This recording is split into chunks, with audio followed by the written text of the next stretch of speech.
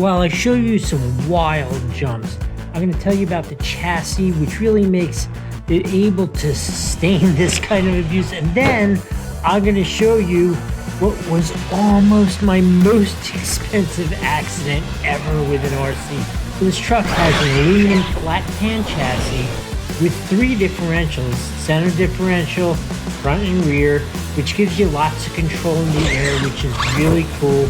The suspension includes aluminum shock towers, aluminum shocks, front and rear sway bars. We're watching now my shocked face as this giant RC truck launches itself right straight at my drone. As you can see, it just barely clears my drone. Now, what a crazy conversation that my RC truck is clearing my drone in flight, but I can't imagine how much that would cost. That would just devastate that drone if that truck hit it. Speaking of devastation, at the end of the video, I always include all of the wrecks in one big old pile. It's a whole lot of fun.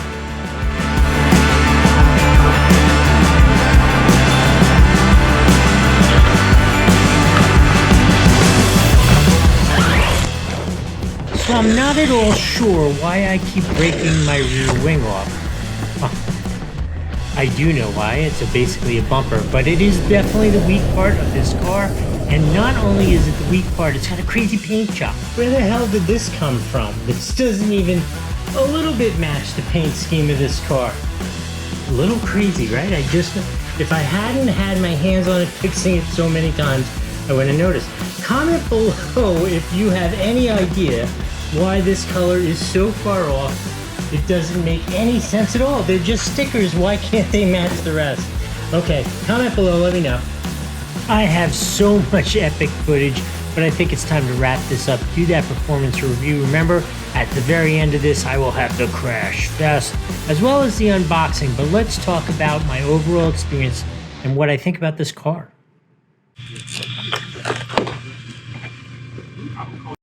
Well, man, it's a windy one today. I'm using the GoPro, so the audio is probably not good enough for you. But I just wanted to come to you fresh off with finishing another day of cashing with this Team Kagama. And it ended the same way it always ends, with the rear wing separate from the car. Although I'm not going to totally complain about that. Yes, this design is obviously there if you wanted the car to stay solid, but from my perspective, this is basically insurance, right? This is an attenuator so that when you go in backwards, you flip it, it goes rear end in first, whatever, you're not smashing the rear of the car.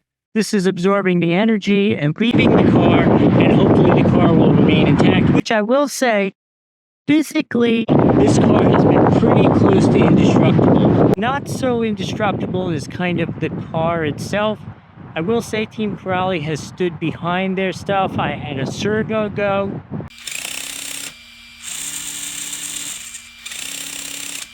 The radio and receiver, one of the two has gone. The Team Kagama instantly replaced the servo for me, and the radio, I didn't want to bother them again, and I just bought another one from some kid off eBay for $35. No big deal.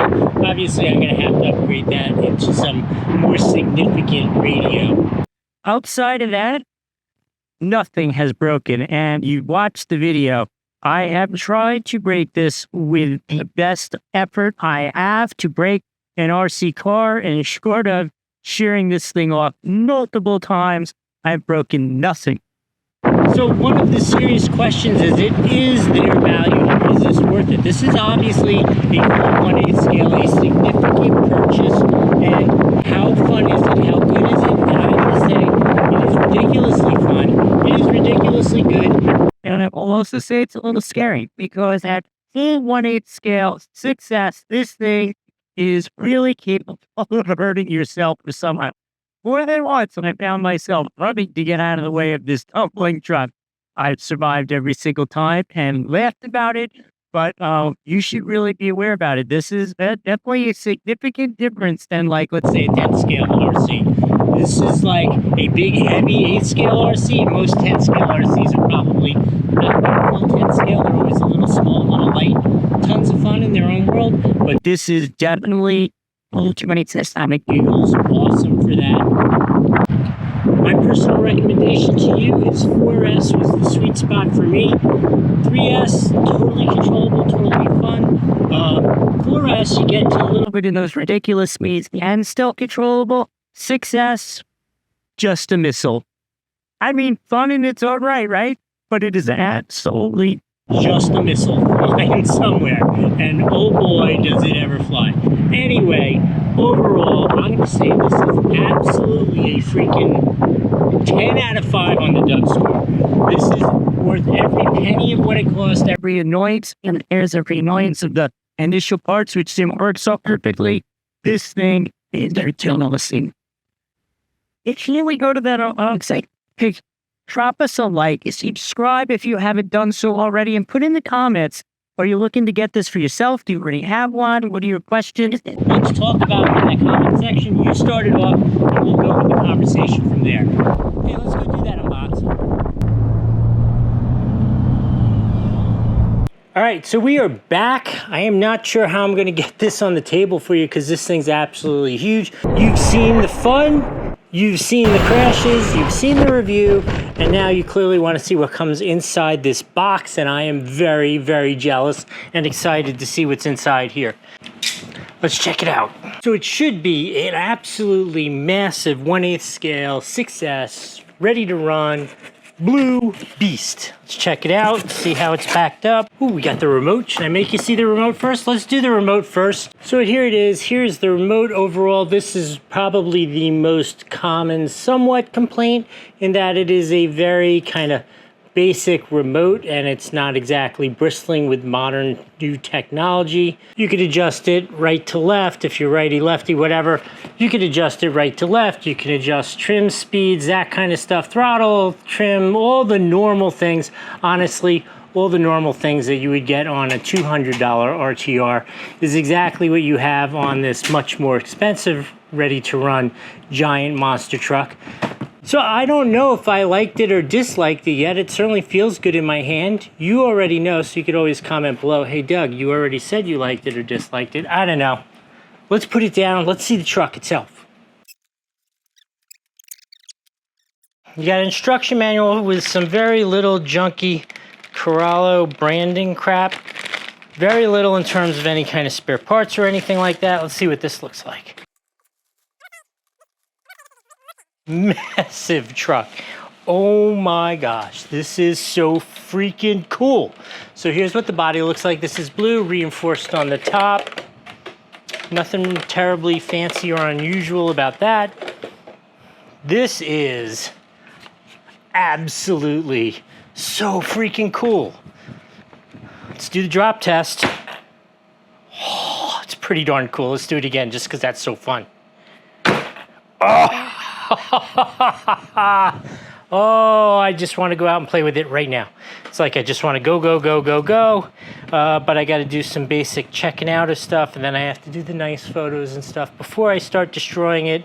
Otherwise, you're going to be like, it's just a wrecked buggy you're showing us. So the scale numbers of these things is always obviously a little subjective because it's 1/8 of what? That is a standard 1/10 scale truggy wheel, and that is 1/8 scale apparently. That's how big this is compared to your normal 1/10 scale truck. What do you say we start up here at the front and work our way back?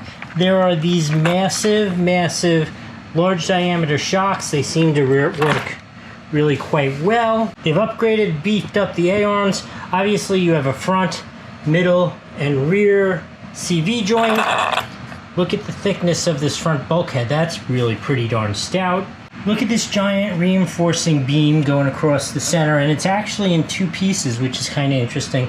I love this. I love that because I can't tell you how many things I have broken when these things flip over and crush the roof, right? The radio's fine. The steering servo is something which gets meh reviews also. So that you already know about. Here's the giant, massive, overpowered motor, which is supposed to be ridiculously cool, matched up with this absolutely enormous speed controller. How cool is this? And this is programmable. I like the way they have the on-off button plugged in right there. So now, obviously I haven't used it yet, so my rear wing is still attached, but pretty much everybody I've seen who has tested this has broken that off, so we'll see how I did. This extra protective shielding I think is a really good idea because this can actually throw some boulders at this point. Let's see at the bottom of it. Let's see what it looks like. Oh, look at that. Not as super cool looking as the etched bottom on my Rolalo, but that's still pretty cool. Nice big old chunk of aluminum. We got skid bars at the front, skid bars at the back. You'll notice there is no wheelie bar, which is pretty interesting. Again, giant rear shocks. Chassis reinforcement is absolutely massive. And it's fun to drop. Oh, let's just drop it again. Let's just do it for fun. Oh, that is so fun. All right. You guys have seen this thing run. You've seen my review. You stuck around to see what it looked like when it comes out of the box. I will say it is a little extra disappointing, and I'm sure I've said this already. That doesn't even come with a battery. I mean, I think a ready-to-run should... This is the very first ready-to-run I've ever gotten that didn't come with a battery of any kind. Anyway, I need to go play with it. You guys have yourself a nice day, and we will see you next time.